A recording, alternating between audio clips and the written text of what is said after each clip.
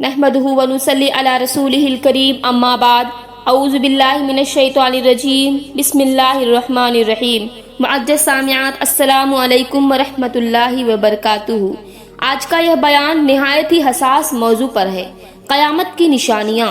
एक सवाल जो अक्सर हमारे दिल में आता है, हमारे दिमाग में आता है कि क्या क़यामत करीब है, क्योंकि हमारे और आपके प्यारे आका हुज़ूर अकरम सल्लल्लाहु अलैहि वसल्लम ने फरमाया कि मैं और क़यामत इस तरह से आए हैं।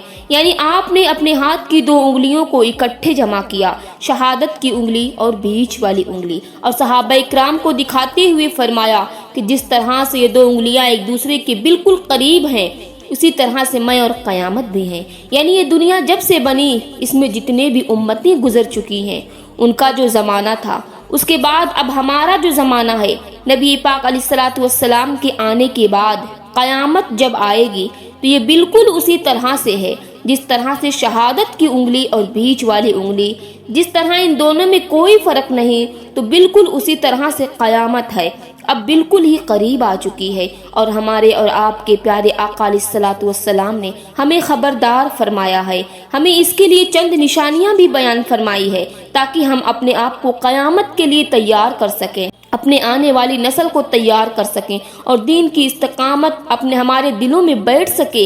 लिहाजा मेरी एक गुजारिश है कि आप सभी से कि इस बयान को पूरा ज़रूर सुने और सवाब की नीयत से दूसरों तक भी पहुँचाएँ, ताकि हम सभी को ये बात मालूम हो सके कि क़यामत की कितनी निशानियाँ ज़ाहिर हो चुकी हैं और कौन कौन सी निशानियाँ अभी बाकी रह गई हैं, जिसके बिना पर यह अंदाज़ा लगाया जा सके कि क्या वाकई क़यामत बहुत करीब है।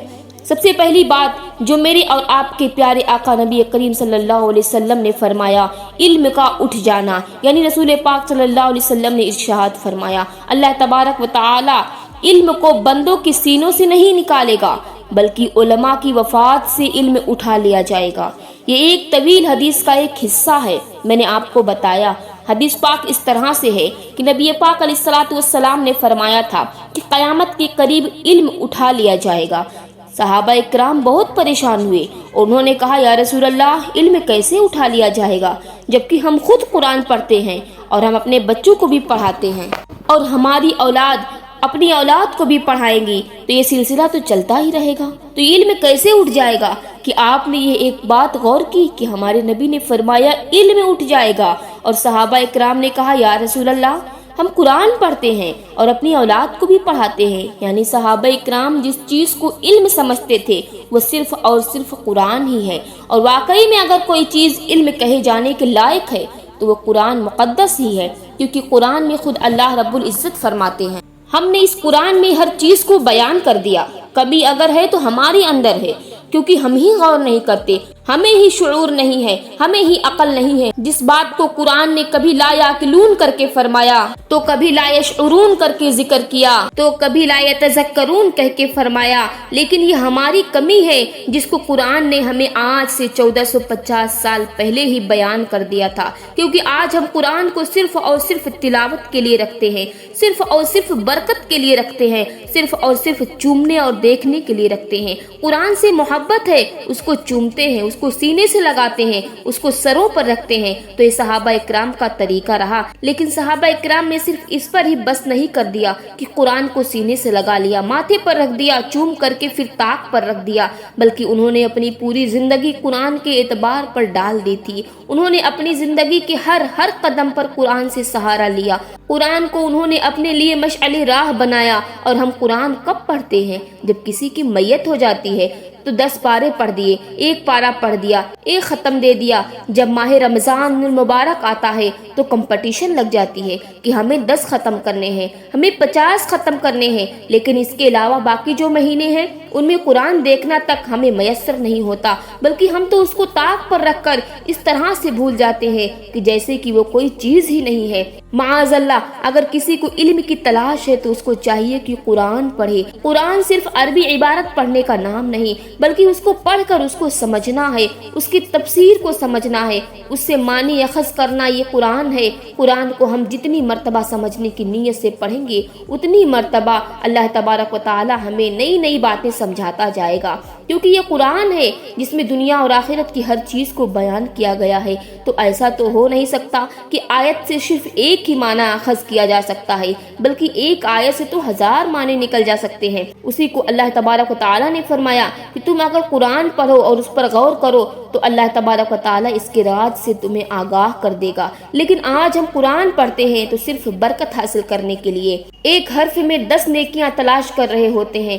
ہم یہ نہیں سمجھتے کہ ہر ایک حرف میں 10 معنی نکل رہے ہیں اور اس معنی کا کس طرح سے اپنی زندگی میں استعمال کر سکتے ہیں۔ اسی لیے تو صحابہ اکرام نے پوچھا تھا کہ یا رسول اللہ، ہم تو قرآن پڑھتے ہیں، اپنی اولاد کو بھی پڑھاتے ہیں اور ہماری اولاد اپنی اولاد کو پڑھائے گی تو یہ سلسلہ تو چلتا رہے گا، تو علم میں اٹھ جانے کا کیا مطلب؟ تو اسی کو میرے نبی کریم صلی اللہ علیہ وسلم نے فرمایا تھا کہ علماء کی وفات ہو جائے گی، علماء اکرام اس دنیا کو چھوڑ کر چلے جائیں گے، قیامت جب آئے گی تو اس دنیا میں کوئی بھی عالم دین نہ ہوگا۔ اور آج ہم دیکھتے ہیں کہ علماء حق کی تعداد گھٹتی جا رہی ہے اور فتویٰ دینے والے ہمیں موبائل پر ہر جگہ موجود مل جاتے ہیں، لیکن کیا یہ وہی علم ہے جس کے بارے میں ہمارے نبی کریم صلی اللہ علیہ وسلم نے فرمایا تھا؟ یہ صرف اور صرف جہالت ہے جو آج ہمیں ہر موبائل میں دیکھنے کو مل جاتی ہے۔ دوسری نشانی جو میرے نبی نے فرمائی وہ زلزلوں کا بڑھ جانا۔ میرے اور آپ کے پیارے آقا نے ارشاد فرمایا قیامت اس وقت تک قائم نہ ہوگی جب تک زلزلوں میں کثرت نہ آ جائے۔ اس کا مطلب ہم نے کیا سمجھا؟ ہم تو صرف یہی سمجھتے ہیں کہ زمین جو ہے اس میں جنبش ہوتی ہے، وہ جو آپس میں ٹکراتی ہے تو اس سے زلزلے آتے ہیں۔ ہم نے ریکارڈ کر رکھا ہے کہ ایک سال میں کتنے زلزلے آتے ہیں، کتنے میگنیٹیوڈ کے زلزلے آتے ہیں، لیکن ہم یہ نہیں دیکھتے کہ زلزلے آتے ہیں تو کیوں آتے ہیں، کس وجہ سے آتے ہیں۔ تو میں آج بتا دینا چاہوں گی کہ زلزلے اگر آ رہے ہیں تو اس کے پیچھے وجہ انسانوں کا گناہ ہے۔ اگر کسی سرزمین پر بہت زیادہ گناہ ہونے لگ جاتا ہے، بہت زیادہ لوگ گناہوں میں اور بدکاریوں میں مبتلا ہو جاتے ہیں، تو وہ روئے زمین کا ٹکڑا جو اللہ کے خوف سے کانپ جاتی ہے، وہ یہ سوچتی ہے کہ کہیں یہاں عذاب الہی نہ برپا ہو جائے، اسی وجہ سے وہ اللہ کے خوف سے کانپ جاتی ہے، جس کے نتیجے میں زلزلے آتے ہیں۔ لیکن ہم سمجھتے ہیں کہ یہ زمین کے ٹیکٹونک پلیٹس کا آپس میں ٹکرانا ہے، بلکہ یہ تو اللہ تبارک و تعالیٰ نے ہمیں ایک وارننگ دے دی ہے کہ سنبھل جاؤ، ابھی بھی موقع ہے۔ آج دنیا کے ہر حصے میں زلزلے معمول بن چکے ہیں، تو کیا یہ اللہ کی طرف سے ایک وارننگ نہیں ہے؟ ایک تباہی نہیں ہے کہ سدھر جاؤ، گناہ چھوڑ دو، ابھی بھی وقت ہے، اللہ کی طرف بھاگو۔ اور تیسری بات جو میرے اور آپ کے پیارے آقا صلی اللہ علیہ وسلم نے بیان فرمائی، وقت کا تیزی سے گزر جانا۔ میرے نبی نے ایک حدیث بیان فرمائی جو کہ بہت مشہور حدیث ہے، ہم اور آپ اس بات کو جانتے بھی ہیں کہ نبی پاک علیہ الصلوۃ والسلام نے فرمایا کہ جب دجال اس دنیا میں آئے گا تو اس کے پہلا دن جو ہوگا وہ 1 سال کے برابر ہوگا، دوسرا دن 1 مہینے کے برابر ہوگا، تیسرا دن 1 ہفتے کے برابر، اور پھر باقی دن جو ہے وہ معمول کے دنوں کے برابر ہوں گے۔ تو اس کا کیا مطلب ہے؟ اس کا یہ بھی مطلب ہے کہ وقت جو ہے اس کی برکت ختم ہو جائے گی۔ آج ہم دیکھتے ہیں کہ زمانہ قریب ہو گیا، یعنی سال مہینے کی طرح گزر رہا ہے، ہفتے دنوں کی طرح گزر جا رہے ہیں۔ لیکن جب میرے نبی نے یہ بات بیان فرمائی کہ جب دجال آئے گا تو اس کے لیے پہلا دن 1 سال کے برابر ہوگا، تو آپ غور کریں کہ صحابہ اکرام نے اس وقت کس چیز کا سوال کیا۔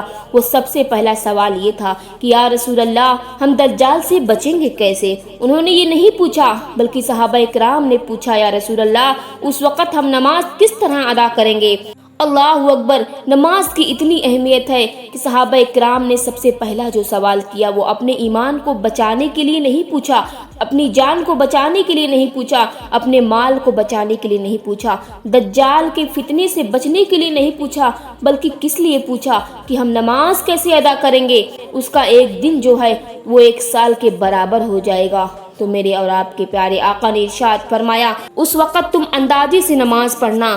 آپ نے یہ نہیں کہا کہ ایک دن 1 سال کے برابر ہوگا تو صرف 5 وقت کی نمازیں ادا ہوں گی، بلکہ آپ نے فرمایا کہ اندازے سے تم نماز پڑھنا، کہ جس طرح سے 24 گھنٹے کا ایک دن ہوتا ہے تو 24 گھنٹے میں 5 وقت کی نمازیں ہوتی ہیں، تو اس پورے سال کو 24 گھنٹے میں ڈیوائیڈ کر کے ہر 24 گھنٹے میں 5 وقت کی نمازیں ادا کرنی ہے۔ ہمیں اس سے بھی سمجھنا چاہیے کہ نماز کتنی ضروری چیز ہے۔ اللہ تبارک و تعالی ہمیں توفیق عطا فرمائے، جیسی نمازیں ہم پڑھنے کا حکم ہوا ہے ہم ویسی نمازیں ادا کریں۔ ہمارے لیے نماز تو 50 وقتوں کی آئی تھی، لیکن اللہ نے مہربانی کی کہ اس نے ہمارے لیے 5 وقت کی فرض فرمائی۔ ہم تو صرف ثواب میں ہی بہ رہے ہیں، ہم نے عذاب کو بالکل ہلکے میں لے لیا ہے۔ جبکہ قرآن جس وقت نازل ہو رہا تھا تو 10 سال تک صرف اور صرف آخرت کی اللہ تبارک و تعالیٰ کے خوف کی آیتیں نازل کی گئی ہیں، اور اس کے بعد جب اللہ رب العزت نے جب بندوں کے دل میں اللہ کا خوف پیدا ہو گیا، آخرت کا خوف پیدا ہو گیا، اس کے بعد اللہ تبارک و تعالیٰ نے احکام نازل فرمائے۔ کیونکہ جب بندے تیار ہو چکے تھے تو اس کے بعد جب کسی حکم کو نافذ کرنا ہوا تو احکام بندوں نے بالکل فوراً قبول کر لیے۔ پہلے 10 سال قرآن نے لوگوں کو ٹرین کیا، لوگوں کو سکھایا کہ ہمیں کرنا ہے کسی کام کو تو اس سے پہلے ہمیں تیاری کرنی ہوگی، لیکن ہمیں آج جب ہر چیز ہمارے پاس پہلے سے ہی میسر ہے تو ہم صرف اور صرف نام کے مسلمان رہ گئے ہیں، کام کے مسلمان نہیں، ہم صرف پیدائشی مسلمان رہ گئے ہیں، ہمارا کوئی کام مسلمانوں والا نہیں ہے۔ میرے نبی نے تو فرمایا تھا کہ مسلمان وہ ہے جس کی زبان اور ہاتھ سے دوسرے مسلمان محفوظ رہے۔ آپ غور کریں، ہر رات جب آپ سونے جائیں آپ غور کریں کہ کیا آج آپ کے ہاتھ نے کسی کو نقصان پہنچایا، کیا آج آپ کی زبان نے کسی کو نقصان پہنچایا؟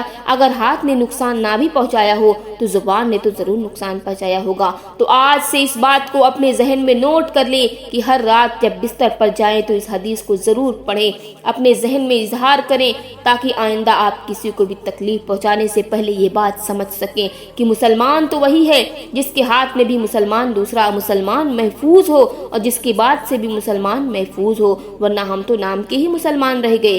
اور چوتھی بات جو میرے اور آپ کے پیارے آقا نے بیان فرمائی وہ فتنوں کا ظاہر ہو جانا۔ رسول اکرم صلی اللہ علیہ وسلم نے ارشاد فرمایا کہ فتنے رات کے اندھیرے کی طرح چھا جائیں گے، آدمی صبح مومن ہوگا اور شام کو کافر ہوگا، یعنی ایمان کو بچانا اتنا مشکل ہو جائے گا کہ لوگ دوسروں کی قبر پر جا کر کے یہ خواہش کریں گے کاش یہ قبر میری ہوتی، کیونکہ ایمان پر اس قدر خطرہ لٹک رہا ہوگا جیسے گردن پر تلوار لٹک رہی ہوتی ہے۔ اور آج ہم اپنی آنکھوں سے دیکھ سکتے ہیں کہ ایمان بچانا کتنا مشکل ہو گیا ہے اور گناہوں سے بچنا کتنا مشکل ہو گیا ہے۔ مسلمان اپنے آپ کو جو صبح تک مسلمان کہہ رہا تھا، شام ہوتے ہوتے وہ خدا کا انکاری ہو جاتا ہے۔ میرے نبی پاک صلی اللہ علیہ وسلم نے جو بات بیان فرمائی وہ یہ بھی بیان فرمائی، قتل و غارت عام ہو جائے گا، یعنی قیامت سے پہلے حرز بڑھ جائے گا۔ صحابہ نے پوچھا یا رسول اللہ یہ حرز کیا ہے؟ تو میرے اور آپ کے پیارے آقا نبی کریم صلی اللہ علیہ وسلم نے فرمایا قتل یعنی قتل کرنا بالکل عام سی بات ہو جائے گی، بیوی شوہر کو قتل کر دے گی، شوہر بیوی کو قتل کر دے گا، اولاد اپنے ماں باپ کو قتل کر دیں گے، ماں باپ اپنی اولاد کو قتل کرنا کوئی گناہ نہیں سمجھیں گے۔ اور آج یہ گناہ بہت عام ہو گیا ہے کہ ماں باپ اپنی اولاد کو قتل کر رہے ہیں، بلکہ پیٹ میں ہی قتل کر رہے ہیں، بچے کو دنیا میں آنے تک کا موقع نہیں دیتے اور قتل کر دیتے ہیں، اور اس کو آج گناہ تک نہیں سمجھا جاتا۔ یہ سمجھتے ہیں کہ یہ تو کوئی ضروری چیز نہیں تھی، ہمیں جو اپنی پہلی صحت دیکھنی ہے، یہ الگ سی بات ہے کہ صحت اپنی دیکھیں، لیکن صحت مند ہونے کے باوجود بھی صرف اور صرف اس وجہ سے مار دیتے ہیں کہ ہمارے پاس تو پہلے سے 2 بچے ہیں، اس طرح تیسرا کو کیا کرنا ہے، اور اس بچے کو قتل کر دیتے ہیں۔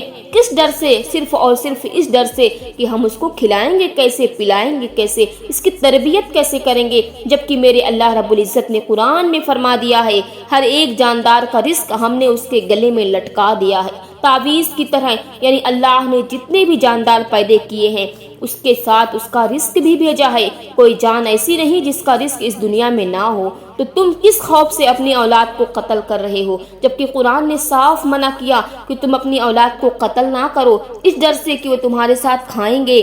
آج قتل کرنا عام ہو گیا ہے، آج اسکول میں، سڑکوں میں، کالج میں، یہاں تک کہ عبادت گاہوں میں بھی قتل ہو رہے ہیں، جس کا صاف اور سیدھا نمونہ اگر ہم دیکھنا چاہیں، اگزامپل اگر ہم دیکھنا چاہیں تو مسجد اقصیٰ کو دیکھ سکتے ہیں، فلسطین کو دیکھ سکتے ہیں کہ کس طرح سے اس جگہ اس بیت المقدس کو جس کو میرے قرآن نے بھی مقدس کہا، اس مقدس سرزمین پر مظلوموں پر ظالم ظلم کر رہے ہیں اور بے گناہوں کو قتل کیا جا رہا ہے، خون کے دریا بہا دیے جا رہے ہیں۔ اللہ رب العزت ہم سبھی کو پناہ میں رکھے۔ آگے میرے نبی کریم صلی اللہ علیہ وسلم نے بیان فرمایا کہ ایسا وقت آئے گا کہ مال اس قدر ہوگا کہ صدقہ دینے والا تلاش کرے گا مگر لینے والا نہ ملے گا۔ آج بھی بہت سی ایسی جگہ ہیں کہ جہاں لوگ صدقہ دینا چاہتے ہیں لیکن کوئی صدقہ لینے کے لائق ہی نہیں ہے، بلکہ ہر کوئی مالدار ہے، ہر کسی کے پاس گاڑیاں ہیں، ہر کسی کے پاس چار مکان ہیں، ہر کسی کے پاس ضروریات کے سامان ضرورت سے بھی زیادہ موجود ہیں، تو پھر ان کو کس دوسرے کی صدقہ لینے کی کیا ضرورت پڑے گی؟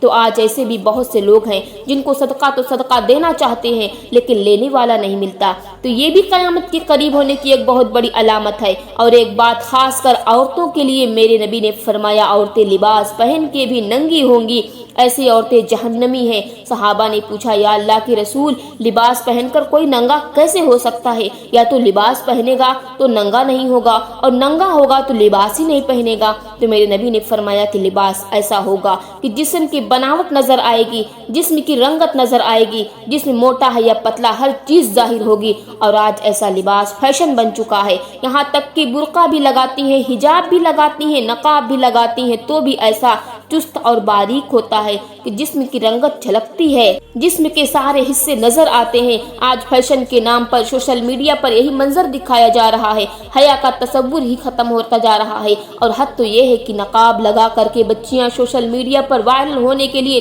ناچ کر کے ٹمکے لگا رہی ہیں۔ یہ جو باتیں میں نے بیان کی ہیں، جو قیامت کی نشانیاں میں نے آپ کو بتائیں، جو میرے نبی نے بیان فرمائی، یہ نشانیاں محض قصے اور کہانی نہیں بلکہ اللہ کا پیغام کی تیاری کا وقت قریب ہے۔ یہ دنیا تو عارضی ہے، یہ تو ختم ہو جانے والی ہے۔ ہمیں آخرت کی فکر کرنی چاہیے، ہمیں توبہ کرنی چاہیے، اپنے دل کو صاف کرنا، اللہ کی طرف رجوع کرنا ہے۔ توبہ کر لو اس سے پہلے کہ توبہ کا دروازہ بند ہو جائے۔ آخر میں آپ سبھی سے کہنا چاہوں گی، اگر آپ سبھی کو اس بیان کو پسند آیا ہو تو اس ثواب کی نیت سے دوسروں تک ضرور پہنچائیں، شاید آپ کی وجہ سے کسی کی زندگی سنور جائے۔ وما علینا الا البلاغ المبین۔ السلام علیکم ورحمۃ اللہ وبرکاتہ۔